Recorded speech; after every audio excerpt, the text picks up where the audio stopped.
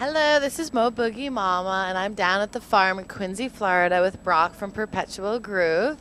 How are you? I'm very well. How are you? I'm lovely. I have a couple questions for you. How did you guys get the name Perpetual Groove? It was actually with our original drummer. We were doing a lot of just jamming in the basement of the house. Just every day we just play for hours and hours, and we had a lot of cassette tapes and different things that we would save. And it was actually just a label of a song. There's just this one section, and to document it on the cassette, it just said Perpetual Groove. And through that, we thought that might be a pretty cool name, pretty appropriate for us. I like it. Do you? Makes me want a Perpetual Groove. Oh, yeah. What musician do you think has influenced you the most? Well, that's a tough one. I think on an emotional level, Paul Simon.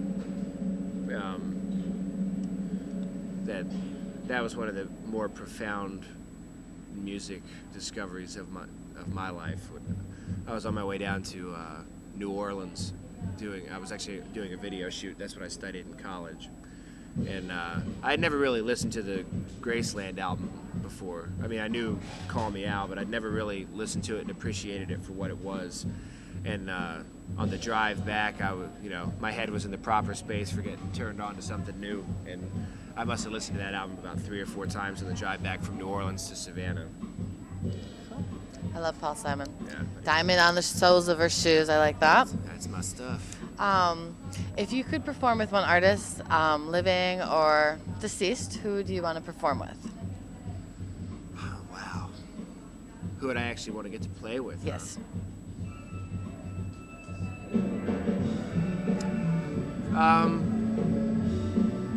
Boy, that's a tough tough one. one. Yeah.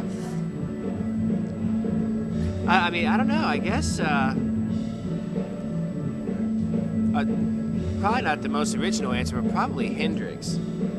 I mean, that would be really cool to try to, and if I could travel back in time too, like that, be in that era.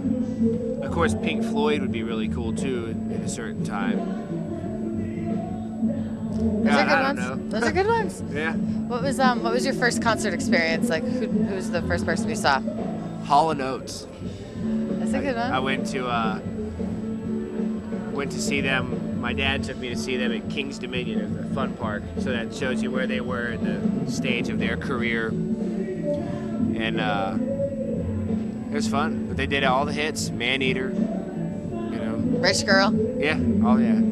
Oh wait, what am I thinking? If I could play with anybody, it'd be with McCartney or the Beatles.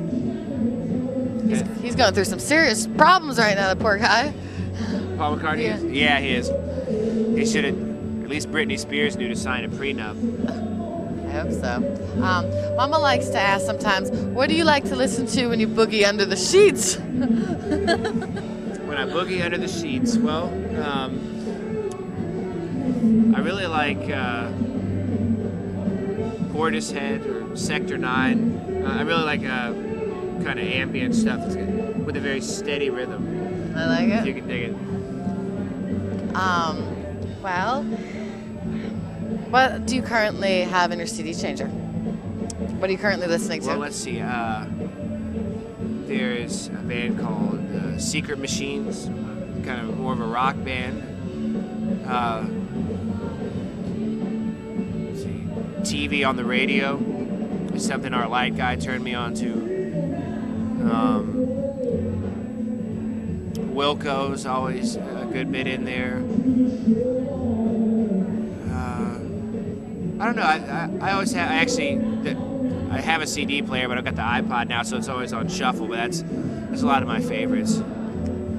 And if you could give any advice to the new artists that are playing the guitar, what kind of advice would you give them?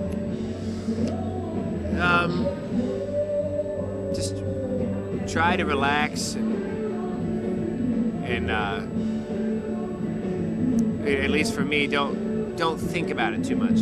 And that's it's not for everybody, but I like just to try to let it be very natural. Let's see what happens, and not be too calculated and you know, and paying attention. Like, there's a lot of other music that, excuse me, that I love and is an influence, but doesn't come back out in the way I play. Like, because especially being a guitarist in particular, it's very tricky to come up with a fresh sound. You know, the first thing you play, someone always wants to say, "Oh man, you sound just like this person, or just like Garcia, or just like, you know, just like Trey, or just like this." You know, people's first thing is they always want to compare it to something.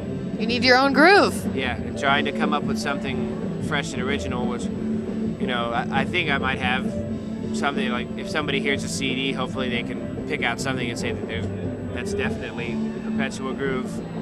Maybe not. You know, I'd like to hope so. So try not to think about it too much and just go with what feels right. Cool. And what do you guys have planned for the next 6 months? What's your next? A lot of stuff. The new album's getting ready to come out. We've been real busy this year, and 2007 is, I think, going to be even busier. There's talks about going to Japan and Hawaii, Japan again, and I don't know. We're just all over the place trying to come back to Denver. Yeah, oh yeah, we will. We're gonna any place that hopefully people want to hear it. We're gonna try to bring it to them. And do you find it hard being on tour, not partying? What's that? Do you find it hard being on tour, not partying? You know, not really. I used to party a lot more than I do now, and I just, you know, if you feel tired all the time, and you know, if you're playing 20 or 25 shows in a month, you can't do too much. You have a couple drinks and keep everything pretty chill. And, you know, I still like to have a good time on occasion, but I end up feeling all around better if I just keep it in check. Well, my Boogie Mama would like to sign off with a little cheers, and thank you for your time. Thank you. Pleasure. Cheers.